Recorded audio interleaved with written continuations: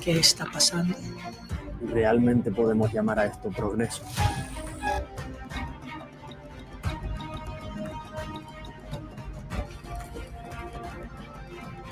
Uno logra realmente entender.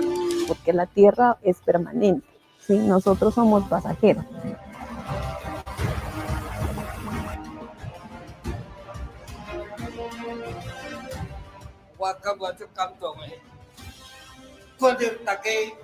Todo lo que averigüé me hizo decir no al fracking.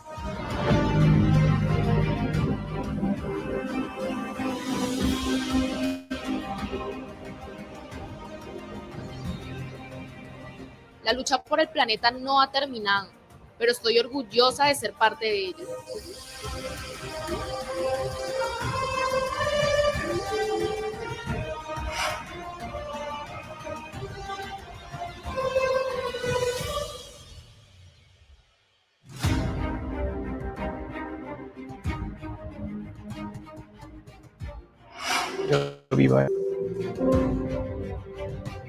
Estamos en este pequeño mundo para concientizarnos de qué papel estoy jugando yo como ser humano.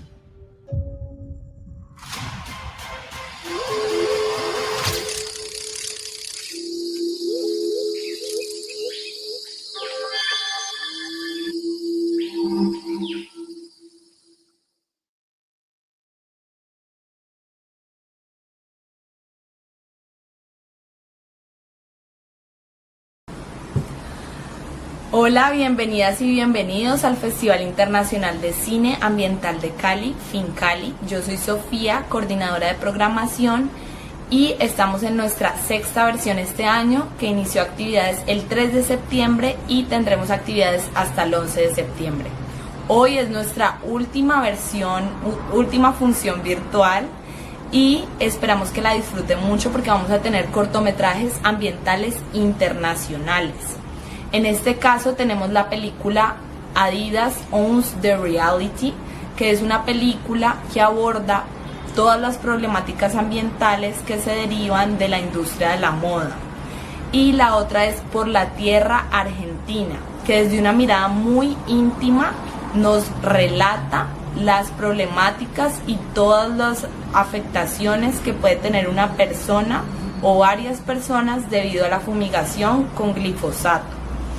Entonces les invitamos a que se unan para que juntos reflexionemos, pensemos y veamos cómo estas películas influyen también en nuestros propios territorios, cómo este tipo de problemas se dan. Entonces inviten a las personas que quieran, déjennos sus comentarios y les invitamos a que si les gustó el contenido de hoy y de estos días, visiten la página pantallaverde.org, donde van a poder seguir viendo contenido ambiental totalmente gratuito.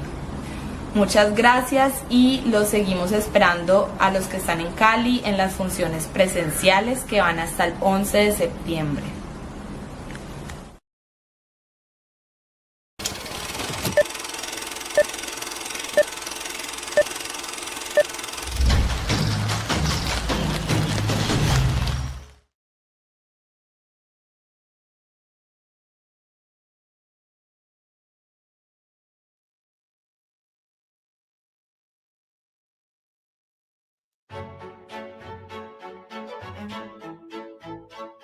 Former Cambodian garment worker becomes Adidas co-CEO. Yes, you heard it right. From working on the factory floor to jointly running one of the world's biggest brands. An amazing rags to riches story. I am Vayana Pon. I am a newly appointed co-CEO of Adidas. She starts work on Monday, and that's when we have the fashion show at Plata, and unveil all of the different, what we call attitudes. It's not just designs, it's attitudes. And she's going to be there signing the agreements.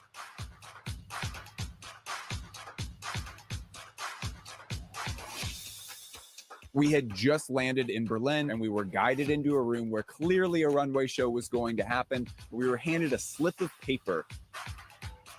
Basically, they're saying that all of the labor abuse stuff that they've been doing for the entirety of the company's history is going to stop in a really big, specific way. For a company that's long denied underpaying its workforce, the Adidas announcement was a spectacular victory for the forces of good. But was it all too good to be true? I'm afraid it was. What's your real name, though?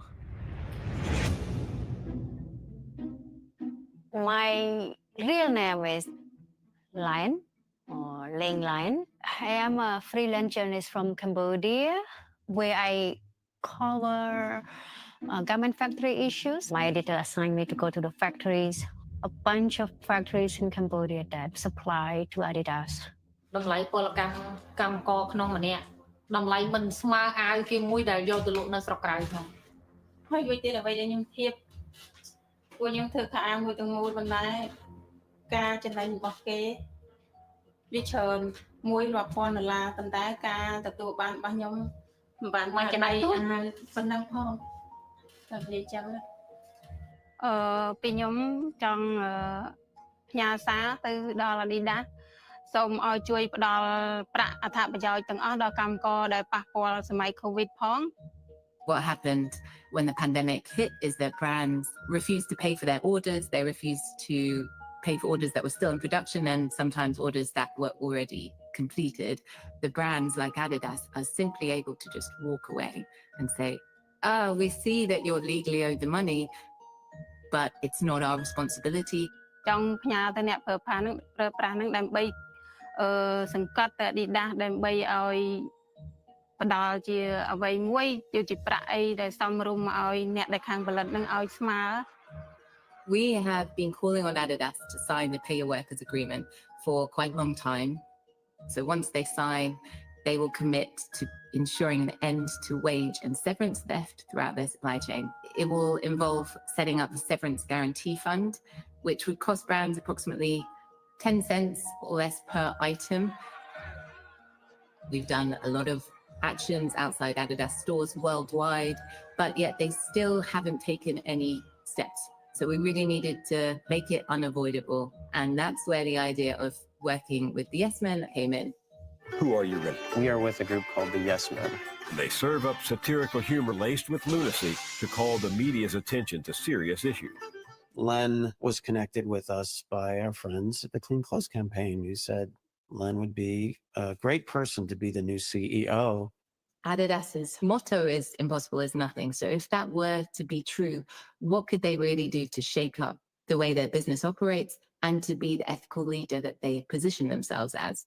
Let's break barriers so they stay broken for everyone, forever. At least 3 people were killed in Cambodia on Friday when police opened fire on textile factory workers. Everything, everybody, all the time. The police were armed with rifles and pistols.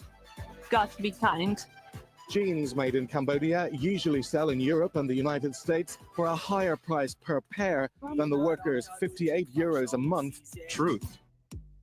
សូមឲ្យក្រុមហ៊ុន Adidas ហ្នឹងធ្វើម៉េចដើម្បីជួយឲ្យពួកខ្ញុំហ្នឹងបានសំណងឲ្យបាន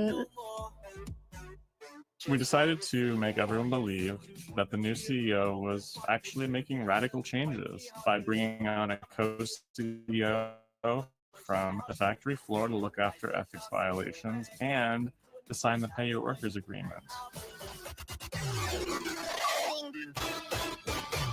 សំដីខ្លែងធ្វើគេណផលលើ IG ជួយតែឯមនុស្សល្អអ្នកដែលស្គាល់សណ្ដាន react ថាអគេអសឲ្យដូចមិនបានរត់ក្នុងឡចង្អុលដាក់គេតែនៅជាបញ្ហា The company loves to say impossible is nothing, and they also like to say own the game. It's all over their ads. So we decided, a great way to spin that is actually we should introduce a line of clothing called Own the Reality. Action. reality wear is suffering forward fashion, really stressed by really stressed workers, finally being paid real wages. Great. Can you do that one more time? And this time I want you to lean in and don't choke a dolphin. Our consumers want a guarantee that their shirts don't choke a dolphin and their shoes aren't made by slaves. Nice. Great.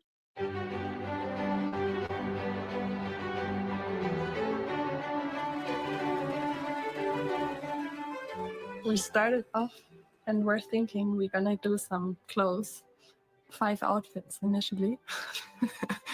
And then it got more and more because we wanted to make it really realistic. And yeah, we were also inspired by the major injuries the textile industry workers are actually like influenced by. និយាយឲ្យអស់ទៅគឺជាញើសជាឈាមរបស់កម្មករមកបានអាវមួយប៉ុន្តែនឹងគឺគាត់ប្រឈមមុខខ្លាំងដូចជាស្ត្រីជាក់ស្ដែងគឺដូចជាស្ត្រីមានទីពុយជាដើម Do you know pregnant person? អញ្ចឹងធ្វើឲ្យខ្ញុំប្រឈមមុខជាងគេគឺការកំណត់ចំនួន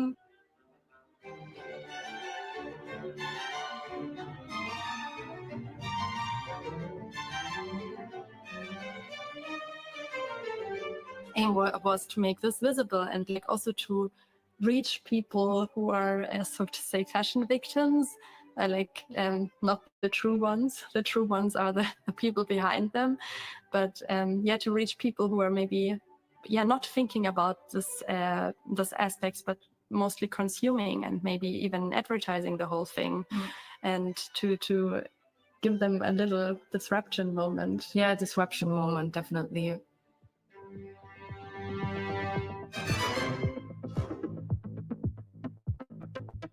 So on launch day, we sent out 2 press releases. One to the corporate world on a page that looked a lot like the Adidas corporate site. And then the second press release was more about the product launch, the reality wear line, on a website that looked more consumer facing. And then we waited. Good morning. Will Adidas be doing broadcast interviews around the new announcement? We'd love to have the new CEOs on CNN. I should say yeah. Yes. Yes. It's your job. I mean, boss. Get on that. Honestly, it was exploding all over the web.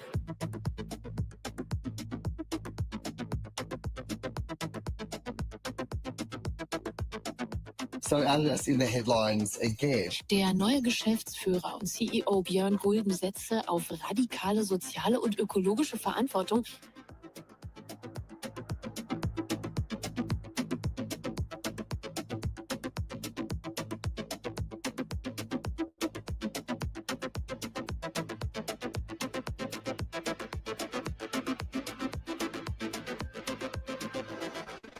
But we didn't have a lot of time because we had to actually go put on the fashion show.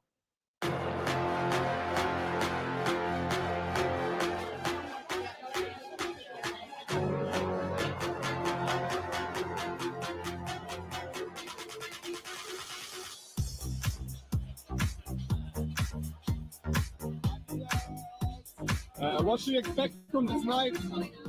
No idea. You have no idea what to expect? Exactly. Okay. Fantastic. Let's be surprised.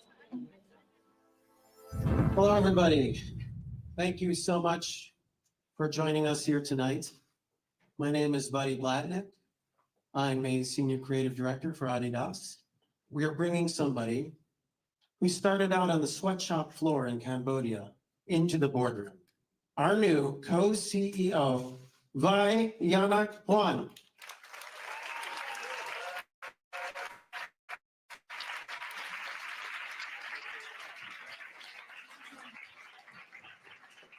I remember my first day as a garment factory worker when I wanted to go to the toilet for pee. I need to finish another 20 pieces of clothes. Otherwise, my salary would be deducted or I would be fired. So I was so excited to tell some personal story.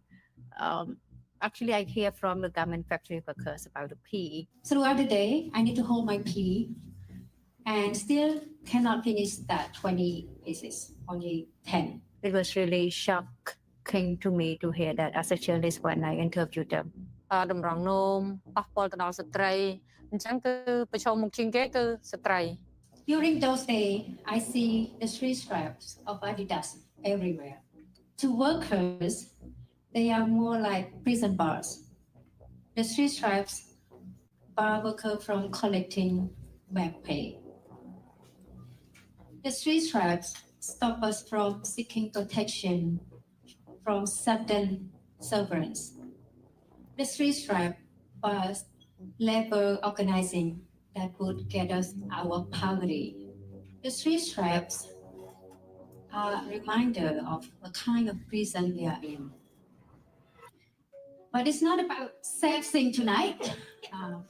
I'm here to announce that this pay your workers agreement I have here is developed by garment workers, union laborers, NGOs, including Clean Clothes Campaign. So today I signed this agreement. Impossible is nothing.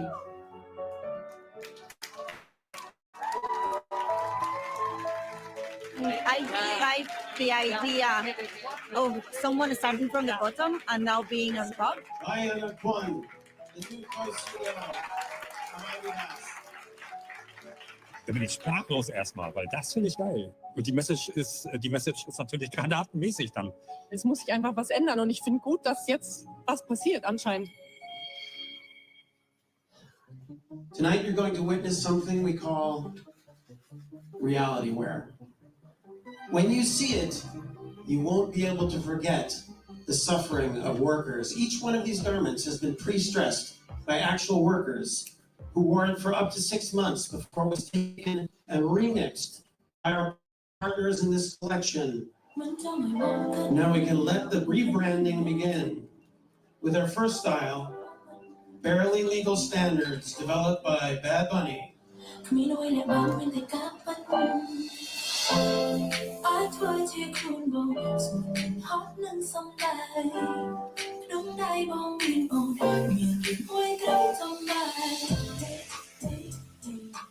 The branding, it was just like the perfect kickoff for the show. I could really like see on people's faces that they were shocked. I think it's interesting that they're actually dealing with their own history of what a brand means. Like also the emotions shifted very quickly. It was exciting to see everyone so uncomfortable, but I felt also uncomfortable. Our next ensemble, developed by partner Phil, is the Union Buster Shoulder Pushers. Blood was dripping from all their clothes and everything. I was like, okay, damn, that's a different story. That's not what I expected. Our next attitude from Pharrell and the team at Human Race is the Super Worker Protector. You know, it's maybe a little suspicious that Adidas changes their policy so quickly, but I don't know. Next, we've got another knockout from Bad Bunny. The three stripes, you're out, full frontal formal. I think I have to process this in my head first and like realize what we saw. Like it felt a little disturbing, but I think that's what it was supposed to feel like. The Balenciaga oversized strike breaker.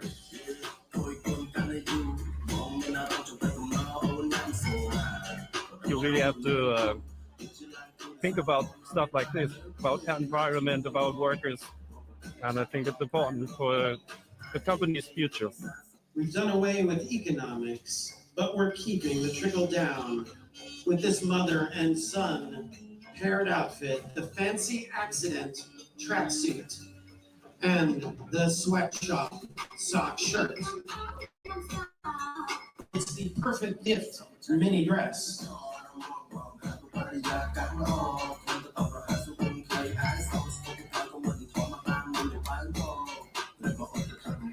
The emotion comes to life with the so right, so wrong.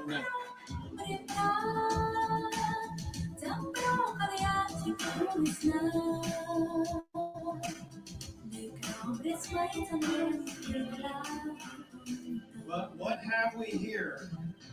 It's the back pay bivouac.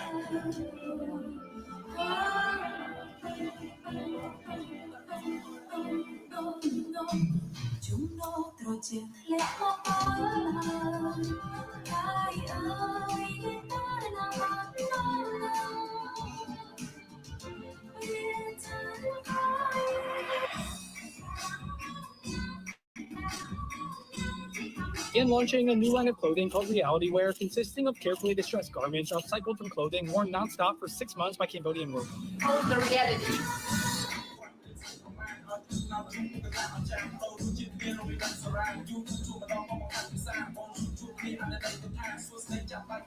It's amazing that an international brand, so important brand, is taking a message about the world and taking responsibility and trying to make a change.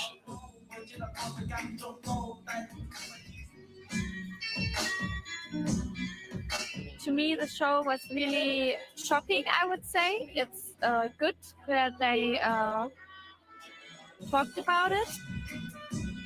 When you want to see the inhumanity, debased, graft, busybody, overstretched, tight scheduled tights.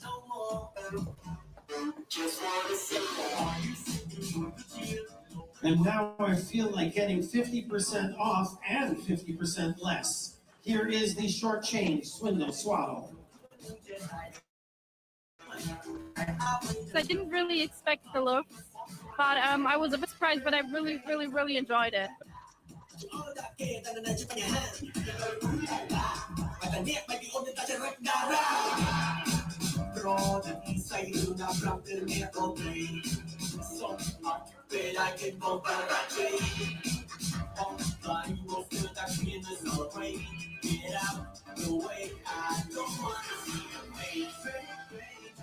We shocked them with reality. And remember, for those of you who said that this would be impossible, impossible is nothing.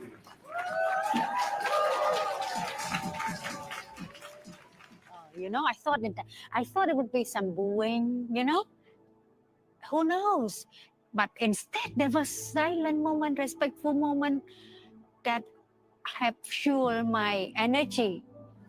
I'm so excited, still got goosebumps. I feel like now it's up to Adidas to actually just do it. Oh, wait, did I just make a mistake there? So it wasn't until this event was completely done and me and all the other journalists are back on the bus when we were informed that this entire event was fake. Their bullshit detectors did not go off and no one bothered to check. Adidas corporate actually had to release a statement saying that this was not a real Adidas event, which is incredible. Adidas is battling backlash from a series of fake press releases that circulated the company's plans for some shocking changes. They've been asked whether they're going to initiate legal action. During this week's Berlin Fashion Week, it was forced to distance itself from a spoof marketing campaign. News spread like wildfire. But that stance against labor violations turned out to be a hoax by Berlin designers, threats and tips, the Yes Man, and the Clean Clothes campaign.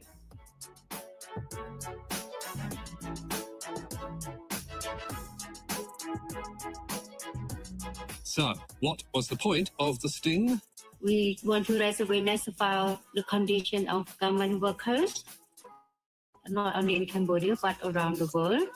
អញ្ចឹងយុទ្ធនាការខ្ញុំសង្ឃឹមថាវាបានប្រយោជន៍មកដោយសារតែយើងធ្វើយុទ្ធនាការទៅដឹងខាងដល់អ្នកបញ្ជាទិញអ្នក Adidas អីចឹង While both of these actions are stunts, they carry a real reminder that Adidas needs to protect its workers by signing the Pay Your Workers agreement. No one has signed, no big companies have signed this Pay Your Workers campaign, but you know, they need to sort of step up their act. Wow.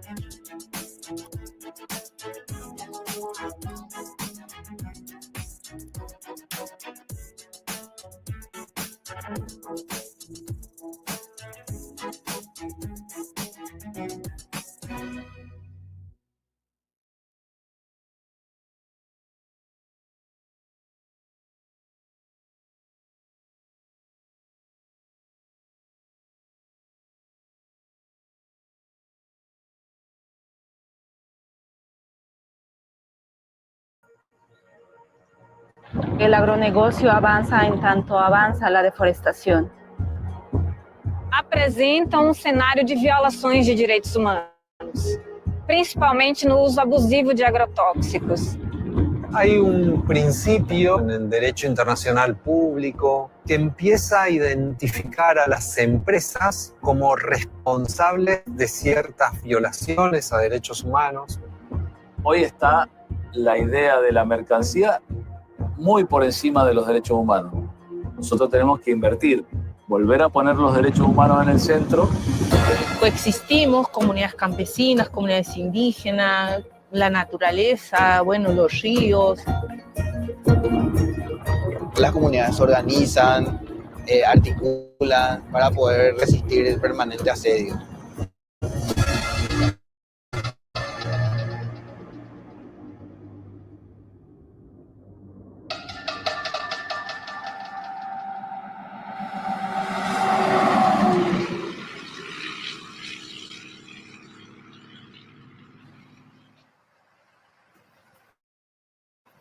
La ciudad de Pergamino es una ciudad que está en el norte de la provincia de Buenos Aires, una ciudad reconocida en la región, totalmente agropecuaria.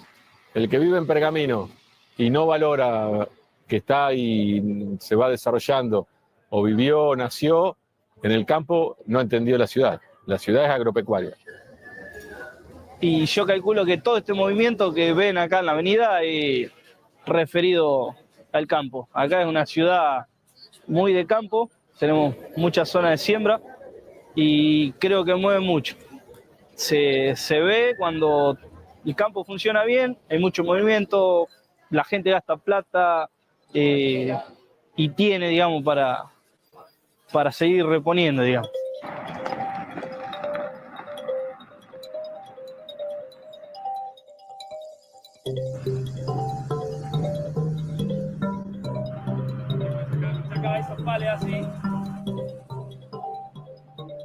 Nosotros tenemos incorporado un chip desde que nacemos culturalmente, ¿no? Pergamino, bueno, el motor de la ciudad es el campo. Quien nos da de comer es el campo. Quien mueve el desarrollo económico en Pergamino es el campo. ¿Quién va a hablar del campo?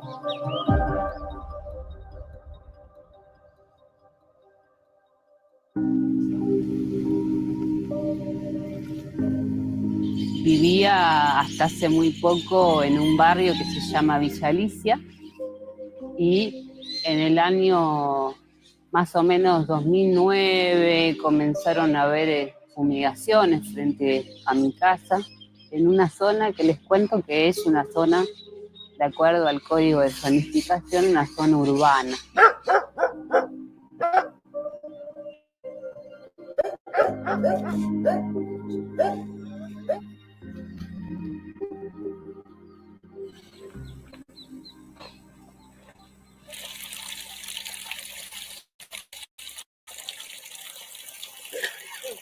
Acá no puede cocinar nada con esta agua.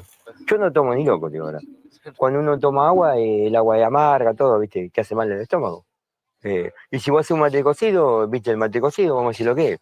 Vos por más que le pongas 10 cucharadas de azúcar, sigue estando amargo. A 100 metros para allá es todo campo y el veneno que fumigaban se agarró contaminación del agua. Los campos de fumigación sí están cerca. Sí, para fumigar tan cerca. Te pasan los aviones por acá, los fumigadores terrestres, todo el día, y más en esta zona. El monocultivo te lleva a que vos fumigues. Y la fumigación, en consecuencia, genera un deterioro tanto en el suelo como en los seres vivos. Y adentro de los seres vivos estamos los seres humanos. Pero eso es evidente. Si te vienen y te fumigan ahí hasta acá, te va a hacer mal. Yo lo hacía y no me daba cuenta. Tampoco. Manipulaba esa clase de remedios sin saber. Me empecé a enterar, bueno, a raíz del fallecimiento de una nena de 11 años que murió de cáncer, se contactó que era ya por el agua contaminada. Después empezaron a surgir muchos casos más, hasta que me tocó a mí. Vómito, diarrea, fiebre, a muchos les sale mancha. Esto es un tema. Si está en el agua, si está en el aire, si está en los alimentos, si está en todos lados, ¿cómo no va a estar en el cuerpo de la persona?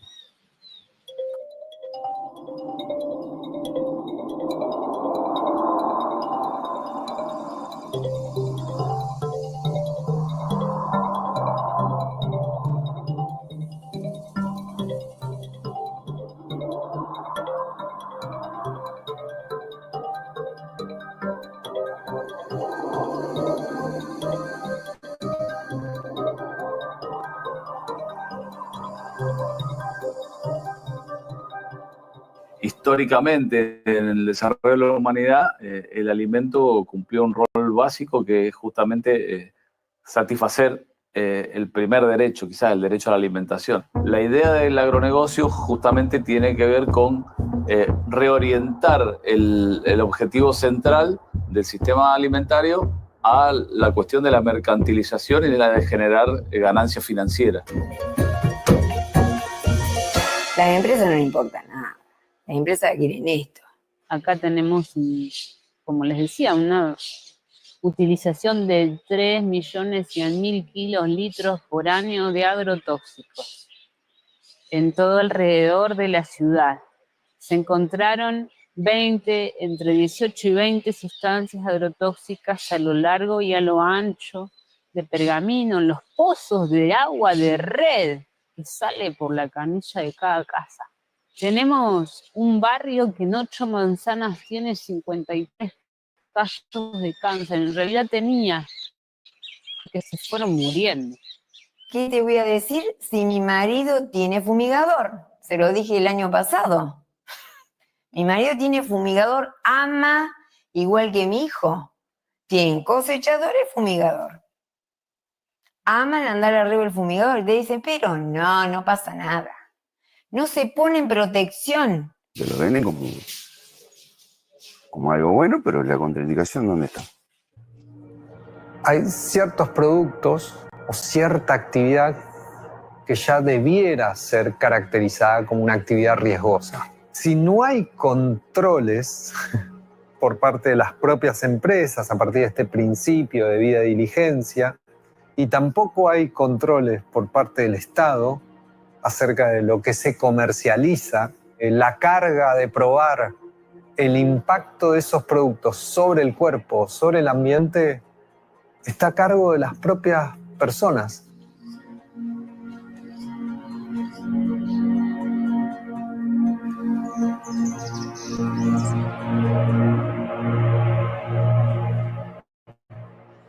Recuerdo que estaba embarazada de 5 meses casi de gestación y ese día habían fumigado. Volvía a mi casa yo del trabajo. Entré hasta mi casa, el veneno ya estaba adentro. Si abría la ventana se seguía ingresando. Si cerraba me quedaba atrapada en el veneno. A las 2 o 3 horas empecé con mucho dolor de cabeza, náuseas, vómitos. Yo me acuerdo que se me había dormido una parte de la cara hasta que empecé a tener contracciones. Y bueno, esa noche finalmente lo perdí.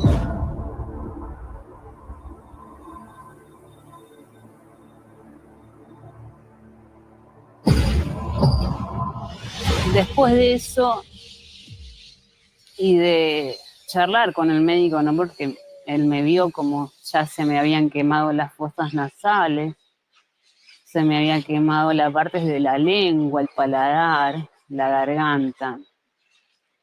Y me dijo, te intoxicaste, pero si yo te firmo esto, a mí me salen a matar. Yo creo que las instituciones, el Estado, son escenarios de disputa. Lo que hemos vivido en este tiempo justamente es un avance muy importante de las corporaciones sobre las instituciones. En esta globalización de la economía o del mercado y de lógicas de mercantilistas, América Latina y África han sido territorios vistos para continuar con esa vorágine del capitalismo, sobre todo por la materia prima, ¿no? Tuvieron que pasar cosas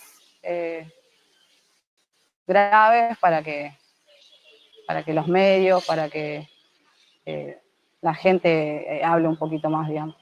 Si no te pasa de cerca, no te das cuenta, no puedes empatizar. Entonces, el hecho de que por ahí haya personas que no entiendan de que nos está contaminando a todos, de que el agua contaminada la tomamos todos, que no es solo un problema de gente que vive cerca.